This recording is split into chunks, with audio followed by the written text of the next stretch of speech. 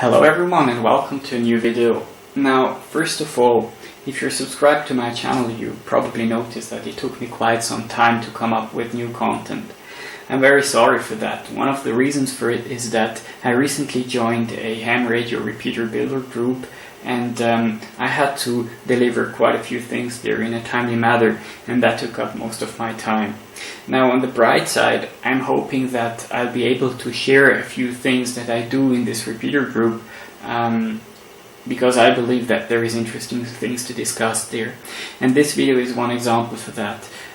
In one of the previous videos, I discussed this schematic here that is part of my spectrum analyzer project, and that's the DDS schematic. And in this video, I explained the building blocks of this DDS chip by cooking up my own very crude DDS. Now, one thing I did not discuss is the purity of the output waveform. And you can see that there is a monolithic crystal filter here to deliver a very clean and pure 10.7 MHz output waveform. Now, I could just say that since I'm building a precision measurement instrument here, it's very important that we get a pure output waveform, and that's what this filter is for. However, I think it pays off to look a little bit closer to what frequency components are inside of the DDS output, and that's what I want to do. Now, let me first show you briefly what this other project is about, because I'm not going to do it with this circuit here, but with another circuit. We'll discuss what this is about and then have a look at the PCB and do some measurements. Before I show you the PCB and the circuit, I should probably briefly explain what a ham radio repeater is, in case you don't know. That will allow you to understand what I'm designing here and why I need this DDS. So imagine that you've got two guys here, one holding a handheld radio maybe, and another one sitting in a car, a mobile station equipped with a radio and an antenna on the roof. And let's suppose that these two people are either too far apart to communicate directly, or maybe there is a mountain in the way. Maybe this guy is just at a location that is not very good for RF propagation. So in any case, let's assume that they cannot communicate directly with each other. Now, if you put a repeater maybe on a mountaintop here, this guy can talk to that guy through the repeater and vice versa. And what all the repeater does is basically it's listening on some input frequency for whatever this guy here is transmitting, and when it's getting that, it's repeating it to some output frequency, and this guy is listening to that output frequency. When this guy is done talking, this guy starts transmitting on the repeater input frequency, and this guy is listening on the repeater output frequency. So it's basically the same spiel, just the other way around. Now, for this to work, the repeater has somehow to be able to figure out when it has to turn on its own transmitter, when it has to start transmitting. And one way to do this is to just check whether there is any kind of signal, any carrier or whatever on the input frequency.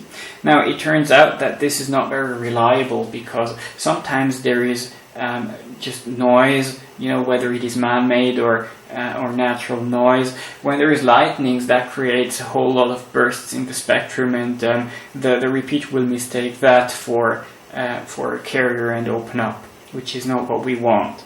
So there is another way, and that way is by injecting a special kind of tone into the signal this guy is transmitting.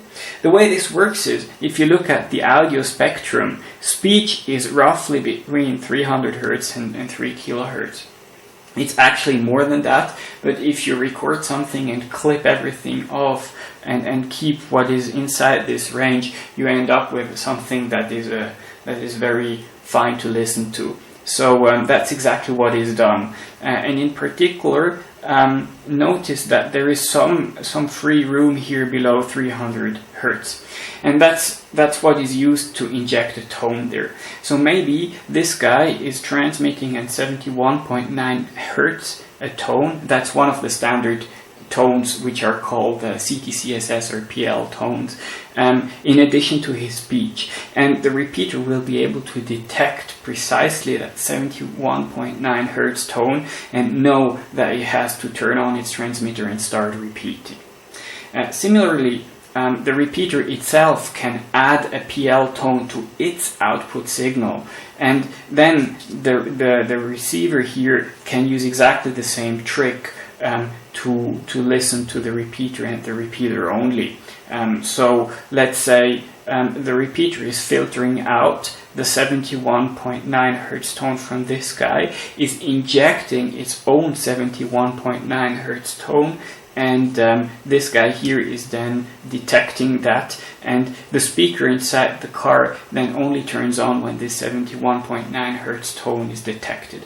Otherwise it would be a horrible noise if the speaker was on all the time. So that's basically what this is, and I need the DDS to synthesize these tones. Now there is a bunch of standard tones, and you can get chips that synthesize them for you.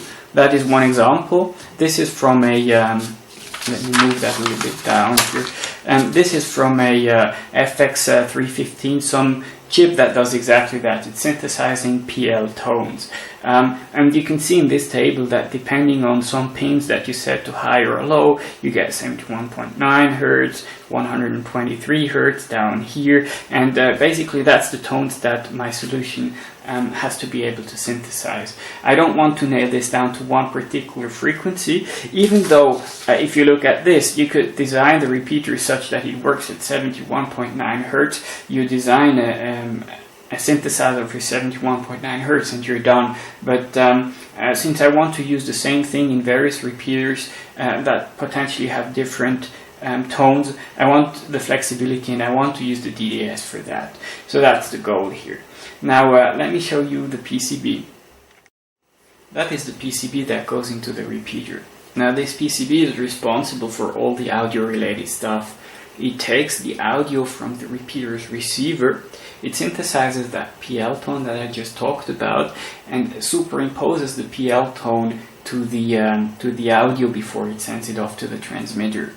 It also does other things like generating the automatic ID of the repeater and things like that. But I really want to focus on this part here, which is a PIC microcontroller that I use to implement the DDS. Now, there is one major difference to the solution that I showed in that previous video. In the previous video, I used an R2R DAC ladder to generate the analog voltage. Now what I'm doing instead is I'm using PWM. So to show you what this means, I prepared this little sketch here. Basically, in the top plot there is the output waveform that I want to synthesize and that I'm sampling inside the DDS. And instead of generating an analog value that is the same as the dot here, I'm using a PWM signal here that has a duty cycle that corresponds to the value. So that just means that at the top here, this is a fairly large value, so I will have a fairly long high time here and a fairly short high side. The period of this is fixed. What's changing is the duty cycle. When I got a low value here, then I have no or almost no high time and a very long low time. And in the end, this just boils down to when I average this out, I get something like that, which is the output waveform here that I want. Now, you can already see from this that this is not going to be a pure sine wave. There is going to be harmonics and spurs and all sorts of things that I don't want. And my goal is to just look at that to make sure that all the spurious components, the things that I don't want to have in my output signal, are sufficiently low that I don't have to care about them. This illustration is from a document from Analog Devices. This document explains in quite some detail how the DDS works, and it also tells us about what kind of spectral response we can expect. There is a few things you can see in this illustration. First of all, the signal that is synthesized is a 30 megahertz signal here. This signal here has harmonics a second harmonic here at 60 megahertz, a third harmonic at 90 megahertz, a fourth harmonic at 120 megahertz, and so on. But there is more. You can also see that the magnitude of the synthesized signal decreases. This is called the sin x over x envelope,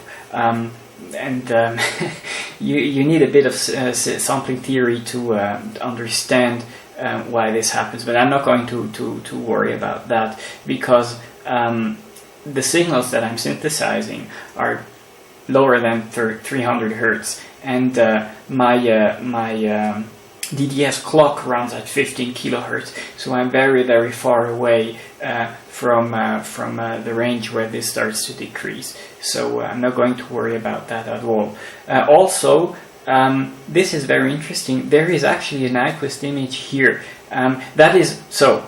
First of all, the clock, the DDS clock runs at 100 megahertz here, and half of that is 50 megahertz, and that is the Nyquist frequency. That is the highest signal you can synthesize with this DDS if you're if you're not running any other tricks. But anyway, there is that. So what you synthesize is between here and here. However, you will also get a Nyquist image automatically. This means that you have to be careful about that, because when you're trying to synthesize a 30 megahertz signal, you will also get the 100 minus a 30, which is 70 megahertz signal here. So you need a filter to filter that out. And that's what this low pass filter here is for. However, note that if, as I said before, I'm operating at the low end here between 0 and 300 hertz, and my DDS clock runs at 15 kilohertz, my Nyquist image is going to be very close to 15 kilohertz, so it will be very easy to filter out. That is the filter that I'm using to both filter out the Nyquist image, as well as to integrate the PWM steps that I have into this output waveform here. So this filter really does two things. The first one is it's going to reject the Nyquist image that I talked about here, this guy here, and it's also going to reject the PWM clock itself, because there will be, we're going to look at that in a second, there will be a strong bleed through of the 15 kilohertz PWM clock or DDS clock, and that's very easy to filter out with this filter because it's so far away from the passband. And it will let through anything between 0 and 300 hertz, and even I think the 3 dB down point is at somewhere at 500 hertz or so. I don't really remember, but anyway, that is the filter that I'm using to do that. So next, let's hook up the PCB to the power supply and the scope and verify whether we're getting anything similar to that or not. Okay, so I hooked up the power supply, and you can probably hear the fan thing is running, and I focus to the scope screen here, and I'll measure first the direct output of the DDS, which is this guy here. Now you'll probably notice that if I zoom out, you can kind of make out the sine wave, but it is not clean at all, which does not come to any surprise, because really we're dealing with a PWM signal here. So if I zoom in, I should be able to see, yeah, very nice.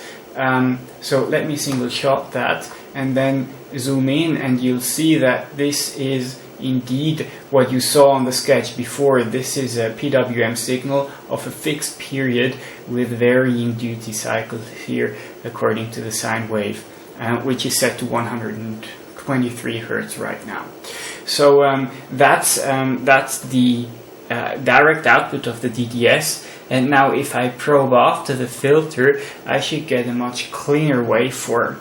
Now this is at a higher level, so very nice. So let me increase that a little bit here and move my trigger up, and that is the filtered output waveform, which does look fairly nice.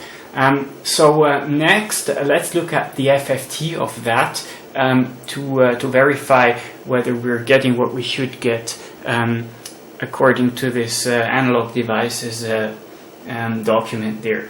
Now I'll go back to the direct output of the DDS, which is again this.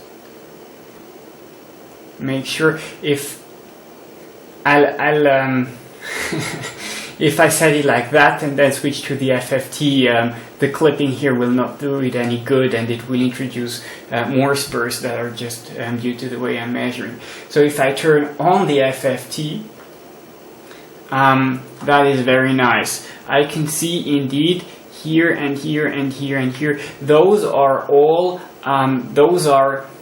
the peaks that stem from the PWM clock frequency themselves. So this is something that I want to filter out.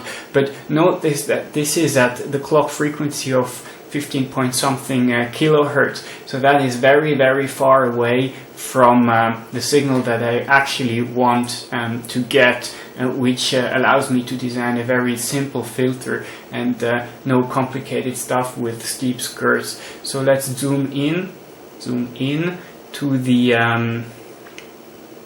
very nice. So what you see here is the fundamental here. That's the 127 hertz.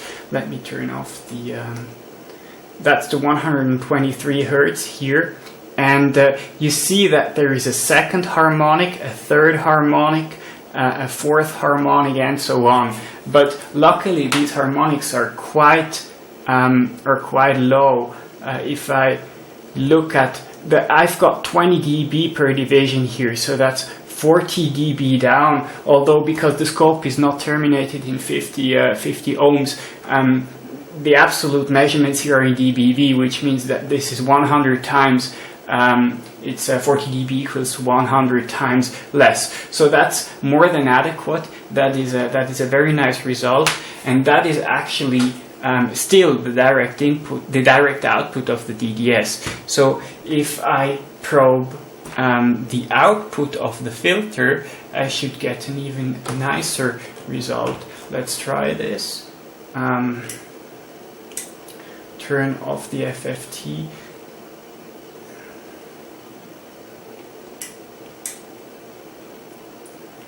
So first of all, I should get that nice sine wave back. Very nice. There we go. Turn on the FFT and turn off that. So first of all, we noticed that the spur that we had due to the PWM clock is almost completely gone. So there is no problem at all there. And if I zoom in, I still have that second harmonic 40 dB down. So I'm very happy with that. I think I will try a few other frequencies just to be sure, but that is very nice. Now, one last thing I want to discuss is somebody actually asked me why I went through the trouble of using a DDS for that, and suggested to just use a square wave, a PWM output that has a duty cycle of 50% at the desired frequency. So instead of generating that 15 point something kilohertz PWM square wave with a varying duty cycle, I could just go along and generate 123 hertz square wave with a fixed duty cycle of maybe 50%. That was the suggestion, and there is a very good reason why I don't want to do that. So let me inject into this system a square wave of 123 hertz, and we'll look at the output. Okay, so this is the signal that I'm feeding into the system. I generated this square wave with the scope here. If I go and probe the output, you'll see that this is not a nice sine wave. Instead, we get... let me quickly zoom into that. Instead, we get this. which is fairly horrible. Now let's think for a second why this happens, or actually let's look at the FFT of that. So nice, it would have been nice if we had the same nice pure sine wave that we saw before, but instead we get this. And if we look at the FFT and zoom into that, exactly, very, very nice. We can see that there is kind of this these peaks here that are decreasing in amplitude. Now if we look closely, we see that this is the fundamental of 123 Hertz here, and there is no second harmonic, or it's way down, but there is a third harmonic and a fifth harmonic and a seventh harmonic. And if you look at the amplitude, then you'll see that this is not even, what's my scale here? This is not even 20 dB down. So that is a very poor response, and that is also the reason why we get this ugly waveform here instead of a nice sine wave. So let's think for a second what is going on here and talk a little bit about theory. Now, as you probably know, Fourier theory says that a square wave is nothing but the sum of all odd harmonics of a sine wave. So this is represented in this illustration here, which I got from Wikipedia, and apparently this guy made it. So if we start here with a fundamental, let's say this is 100 Hertz, right? So we have one frequency component here in the spectrum, and if we add to that 3 times the fundamental, the third harmonic, that is 300 Hertz in this example, we end up with this, which looks already much closer to a square wave here, and obviously we've got 2 frequency components here. Now if we add the fifth harmonic as well, 5 times the fundamental, it gets even closer, and with the seventh harmonic even closer to a square wave. So if we add all these odd harmonics here and superimpose them with each other, we end up with a square wave which has frequency components on all odd harmonics. Now that's as far as theory goes. Now in practice, what does this mean? If I'm synthesizing 123 Hertz with a square wave, the third harmonic that will be present in that square wave sits somewhere at 370 Hertz or so, which means that I need a filter that is able to filter out the 370 Hertz while keeping the fundamental of 123 Hertz. Now if I go back to my integration filter here, clearly this filter completely fails at that, because this filter is designed to filter out the 15 point something kilohertz of the DDS. Now I could go and change my filter, but there is actually 2 problems with that. First of all, designing a filter that has such a short transition between passing 123 Hertz and rejecting 370 Hertz, that's not easy. So that is the first problem. That would lead to a very complicated filter. And the second problem is actually even a bigger one, because the first problem you can deal with technology, but remember that in the very beginning I said that I wanted to design a DDS that is able to give me any of these standard PL tones between 67 Hertz and 250 Hertz. Now, if I go for 67 Hertz, I need a filter that passes 67 Hertz but rejects the third harmonic, which is, what's that? That's around 200 Hertz. So it ought to reject 200 Hertz, but the very same filter, when I use the repeater here at 250 Hertz, should pass 250 Hertz, so that's impossible, and that is the reason why I didn't want to filter out these third harmonics and why I went for the DDS instead. Okay, that's it. Thank you very much for watching. If you have any questions or remarks, please post them in the comments. Thank you very much, and I hope to see you soon again.